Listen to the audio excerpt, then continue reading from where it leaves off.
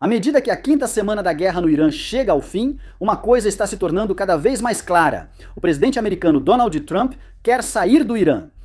E rápido! Essa é uma mensagem que Trump enviou de forma bem clara de 3 maneiras diferentes. Primeiro, de acordo com um alto funcionário da Casa Branca, que falou à IM Now, anteriormente EMNBC, o presidente Trump está ficando entediado com a guerra. Citando o funcionário, ele não se arrepende, só está entediado e quer seguir em frente. Outro funcionário da Casa Branca disse ao veículo que o presidente já começou a deixar o conflito para trás e passou a focar mais na economia, questões internas e nas próximas eleições de meio de mandato.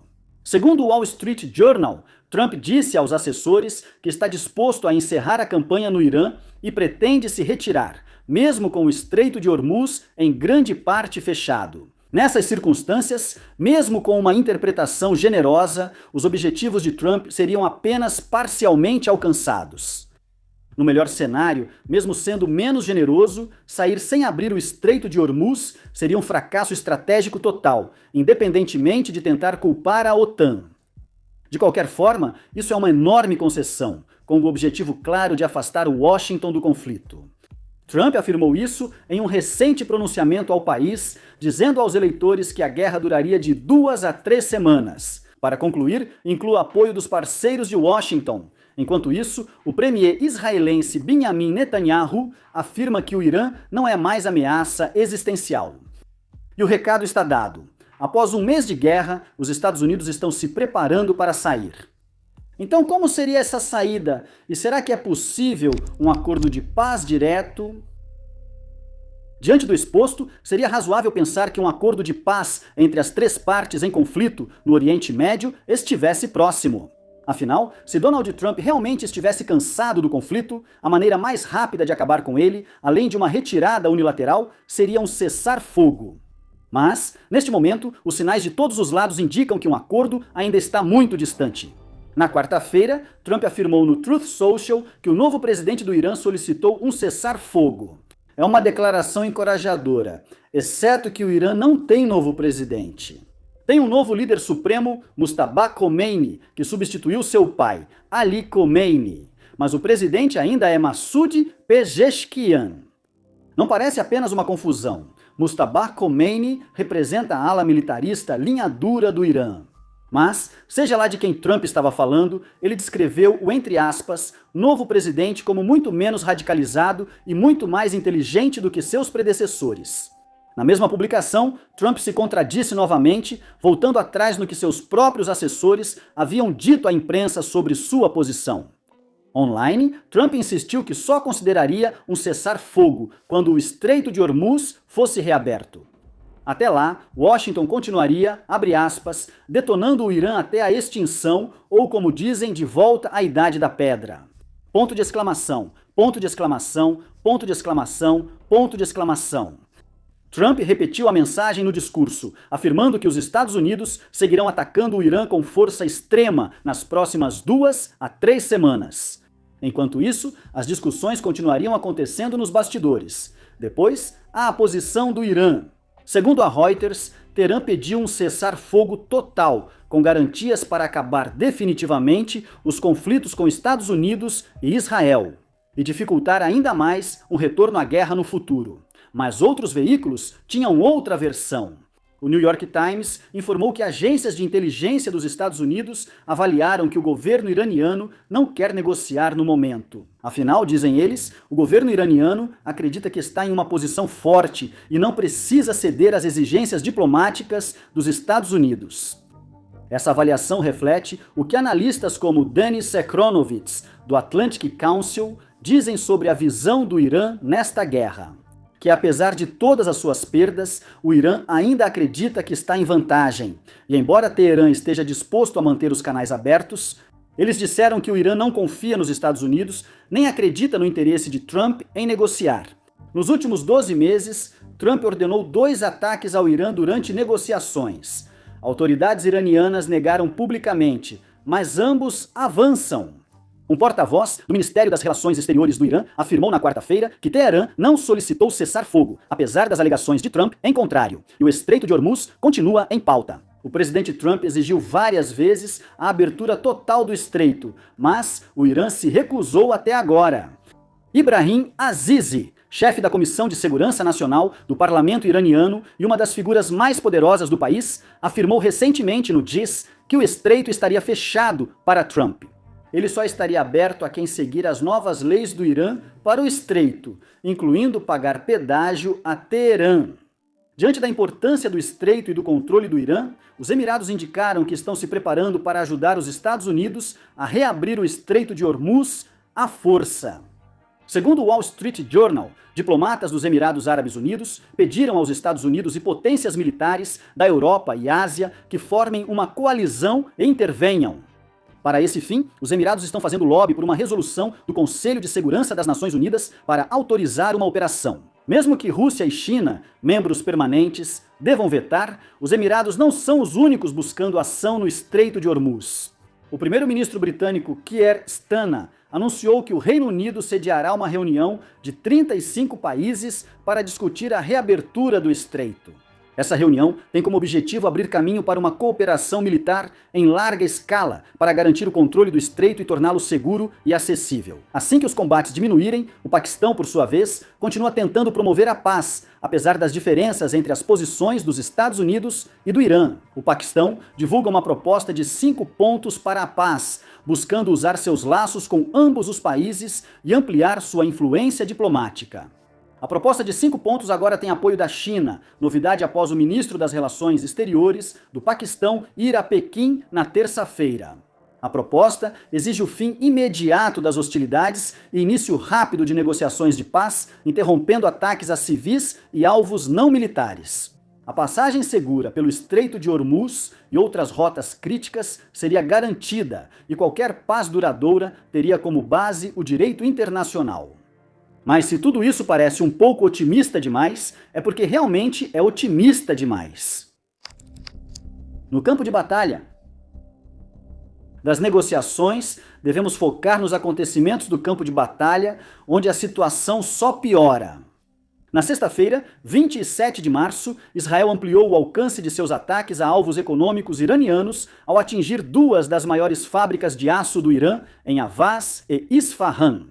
Fontes de segurança israelenses disseram a Reuters que os ataques às fábricas, parcialmente pertencentes ao Corpo da Guarda Revolucionária Islâmica, deveriam causar bilhões em prejuízos à economia iraniana e paralisar a indústria do aço, segundo a Argus Media, especializada em mercados globais de energia e commodities.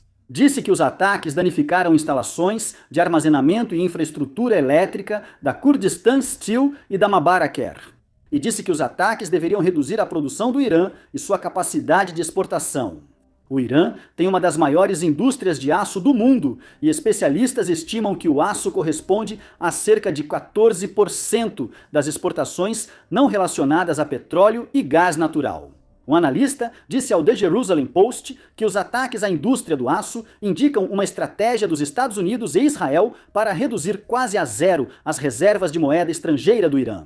Segundo ele, esses setores são a base da renda em moeda estrangeira do país. Cortar essas artérias econômicas visa provocar o colapso da economia iraniana, o que pode não estar longe, dado seu estado já enfraquecido. Isso é importante porque muitos analistas acusaram os Estados Unidos de encher os cofres do Irã ao permitir a venda de seu petróleo no mercado internacional. Após a guerra, os preços do petróleo dispararam. Após os ataques às fábricas de aço, o Irã logo ameaçou forte retaliação. O país prometeu atacar 6 usinas de aço em Israel e nos estados do Golfo, o que abalaria os mercados globais. No entanto, até o momento desta redação, o Irã ainda não havia atacado essas instalações. Em 31 de março, a mídia iraniana noticiou que o complexo Mabarakastili foi novamente alvo de ataques no mesmo dia dos ataques à usina de aço. Um ataque com mísseis e drones à base aérea Príncipe Sultão, na Arábia Saudita, feriu ao menos 15 militares americanos, 5 em estado grave. O ataque danificou várias aeronaves americanas de reabastecimento com imagens de satélite mostrando danos no pátio usado por aeronaves americanas e uma assinatura térmica de chamas. Mais importante, o ataque destruiu um E-3 Sentry, um avião de alerta e controle antecipado que os Estados Unidos operam em números relativamente pequenos, afastando-se do Irã. Vamos observar os Houthis. Já faz uma semana desde que anunciaram ao mundo que entrariam na batalha, mas sua influência ainda é limitada. Até o momento, os Houthis fizeram 3 ataques a Israel, um deles em coordenação com o Hezbollah. Em declaração na TV, o porta-voz Houthi Yahya Seri afirmou que o ataque atingiu seus objetivos. Os militares israelenses dizem que os Houthis não acertaram nenhum alvo. Agora parece que os Houthis evitaram atacar um alvo mais próximo de casa. O Estreito de Bab al-Mandeb é uma rota crucial que pode ser fechada para bloquear o acesso ao Mar Vermelho, assim como o Irã fez ao fechar o Estreito de Hormuz e cortar o acesso ao Golfo Pérsico. Mas, em vez de atacar diretamente o Bab al-Mandeb, os Houthis parecem focar apenas em chamar atenção, lembrando ao mundo que eles ainda estão por aí, ainda são perigosos e ainda estão dispostos a entrar na briga. No Iraque, um ataque de drone em 28 de março mirou a casa de Neshervan Barzani, presidente do Kurdistão iraquiano. Um funcionário local disse à Associated Press que houve danos materiais, mas sem vítimas. O ataque é importante por 2 motivos, mas principalmente por causa da pessoa que foi alvo. Além de mirarem a liderança um do outro, ambos evitam atingir figuras importantes do Oriente Médio, mesmo quando o Irã busca punir estados do Golfo atacando infraestrutura. Assim, atacar um líder de alto perfil, mesmo regional como Barzani, já é grande escalada. Barzani é um oficial curdo muito importante. Ele é neto do fundador do Partido Democrático do Kurdistão e é muito popular entre curdos e minorias no território curdo iraquiano. Se o ataque tivesse sido bem sucedido, as forças curdas teriam retaliado imediatamente, mas não está claro quem teria sido o alvo delas. Isso nos leva ao segundo motivo de destacarmos essa história. Ninguém assumiu a responsabilidade pelo ataque. A Guarda Revolucionária do Irã classificou o ataque de drones como terrorismo em comunicado, segundo a agência iraniana Mayan News. Mesmo após o comunicado, a maioria atribui a responsabilidade ao Irã ou a uma milícia apoiada pelo Irã, baseando-se em ataques anteriores ao Kurdistão iraquiano. Washington respondeu com um comunicado acusando diretamente grupos ligados ao Irã pelo ataque. Barzani não foi o único líder do Kurdistão alvo. Fontes de segurança informaram a Reuters que as defesas aéreas derrubaram um drone próximo à casa do líder do partido curdo iraquiano, que está no poder, Massoud Barzani. Massoud Barzani é o ex-presidente curdo e tio de Neshavan. Finalmente, precisamos falar sobre um ataque que ainda não aconteceu até o momento desta gravação, mas que parece cada vez mais provável a cada dia que passa. Em 1º de abril, a revista Atlantic noticiou que militares planejam 2 possíveis ataques terrestres no Irã. Um em Ilha de Karg, centro da energia do país, e outro para apreender urânio enriquecido e afetar o programa nuclear iraniano. A única coisa que eles estão esperando é a aprovação do presidente Trump. Enviar tropas ao Irã seria uma das missões mais perigosas dos mandatos de Trump, como já citamos em vídeos anteriores. Tomar a ilha de Karg exporia tropas dos Estados Unidos a mísseis e drones iranianos por muito tempo e mantê-la exigiria presença prolongada no Irã. Recuperar material nuclear também seria perigoso. As forças dos Estados Unidos precisariam atuar dentro do Irã sob risco de ataques de mísseis e drones, enquanto equipes buscariam o material entre escombros. Mesmo com o perigo, não há garantia de recompensa. A revista Atlantic aponta que nenhuma das operações garantiria o fim da guerra em poucas semanas, como prometeu Trump. Nenhuma delas provavelmente causaria o colapso do regime ou reabriria o Estreito de Hormuz. A ascensão precária de J.D. Vance. Por fim, precisamos falar sobre o vice-presidente dos Estados Unidos, J.D. Vance. Antes da guerra, Vance foi uma das vozes mais céticas na Casa Branca, questionando duração, propósito e impacto nos estoques de munição dos Estados Unidos, segundo o Axios. Trump sugeriu isso. Vance pode ter mantido essa posição em conversas privadas sobre o Irã, e Trump disse a repórteres que era, filosoficamente, um pouco diferente de Trump. No começo do conflito, quando ficou claro que Trump decidiu entrar em guerra com o Irã, Vance apoiou e defendeu o uso de força militar esmagadora para encerrar rapidamente o conflito.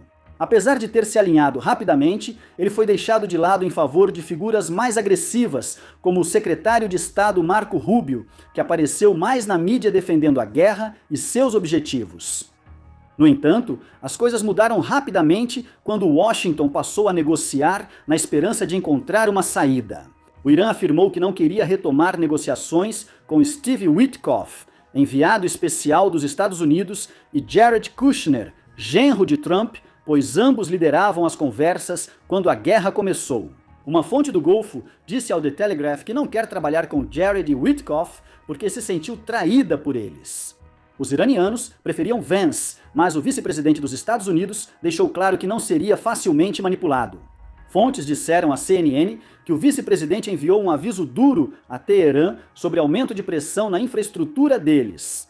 Como Trump estava impaciente para fechar um acordo, Vance também tem sido firme com Israel.